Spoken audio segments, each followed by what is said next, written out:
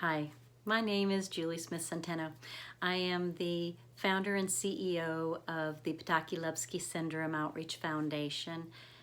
Potocki-Lupski syndrome, also known as PTLS, is a rare chromosome disorder. And 33 years ago, 1987, I gave birth to a beautiful little boy. Pregnancy was going just fine. But then when it came to labor, he didn't want to come out. So he started with showing fetal distress, and I ended up having a C-section with him. And I remember when he came out in the world that the doctor was concerned because he thought he wasn't crying or breathing, actually, because he wasn't crying. And I remember I didn't hear any cry. And the nurses took him and stroked his feet and rubbed him and got him to cry a little bit.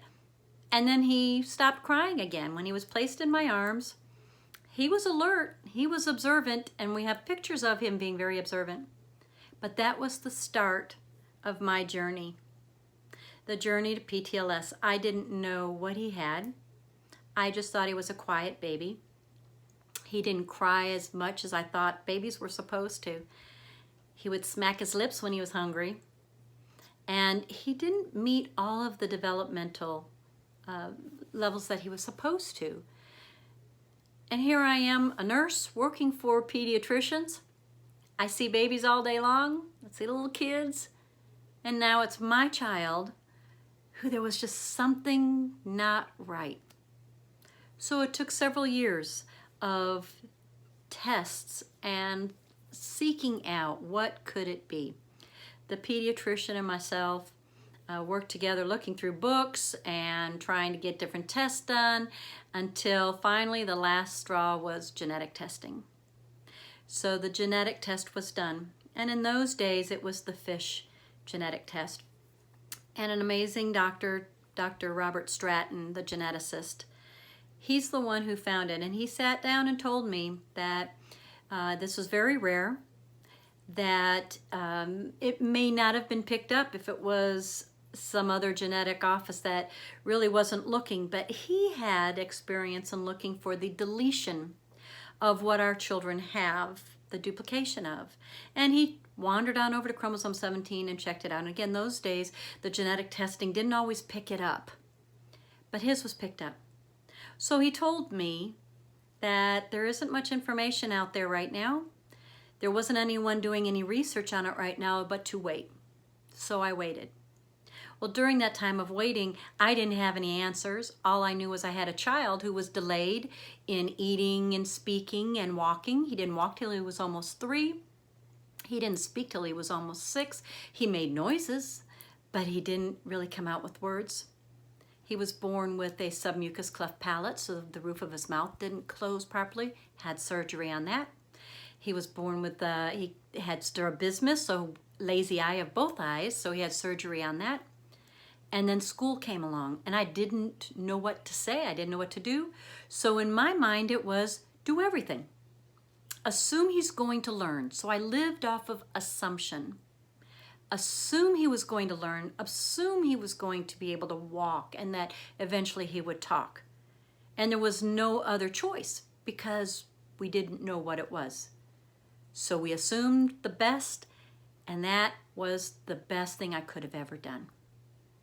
So Christian started school when he was 3 in the early childhood intervention program under the classification of other health impaired.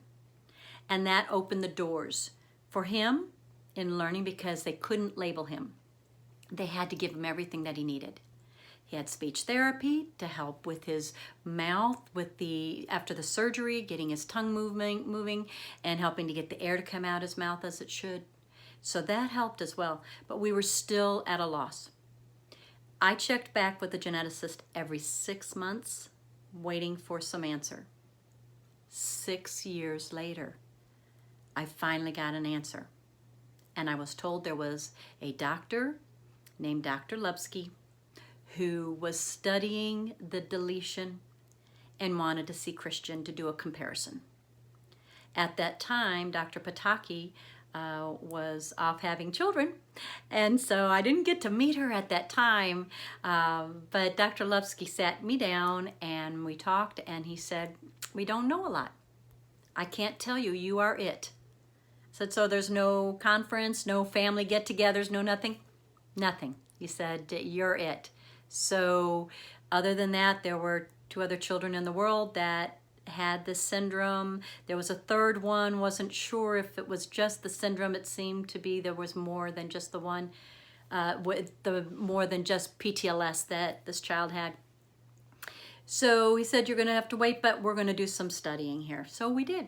We did a week long in the hospital of every test that could be done to help with the protocol put into place so that we could learn more about this genetic duplication, this PTLS. It didn't have a name until 2007.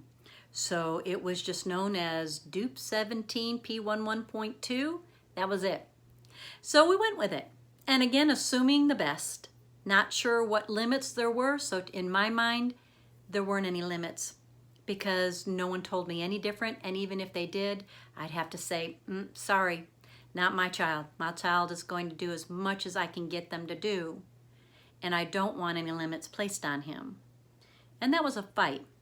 When it came to further on in school, it was still a struggle of trying to get the teachers to see that, yes, he may not be speaking very well, but his mind is very, very sharp in so many ways. Other areas just didn't make sense to him.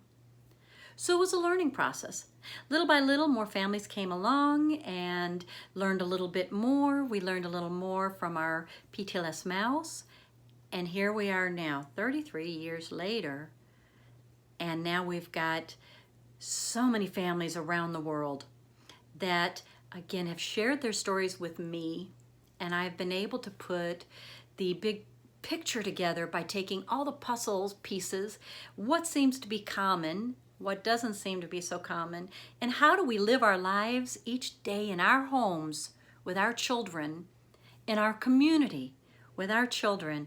What do we do? What do we expect? How can we help them so that we see the abilities they have and help them reach their potential in life? Christian now is an avid reader. He speaks very well. He still has a little problem with the submucous cleft palate, even though it was repaired. There's a weakness there, so there's a little nasal emission that he has to really work on. But he has a mind for geography that is just so remarkable. And he amazes me every day. He writes a newsletter. He's been writing now for 14, almost 15 years, a weekly newsletter, a blog. And it started off just writing about geography and travels. And it's then moved into just writing about life, daily life for him and how he sees it. And so it's been able to help me learn more about him, how his remarkable mind works, and then help to share that with other families that are in our PTLS community so that they can then help their child reach their greatest potential. So this has been quite a journey. We're learning about Christian and then learning about all the children around the world and what makes them so similar, what are their differences, and their uniqueness that they bring to the communities that they live in and to the world. We're going to continue to learn more, but as I learn and what I have learned and put together, I will continue to help put out there for educating communities and the therapists and the teachers and the doctors that are working with the children.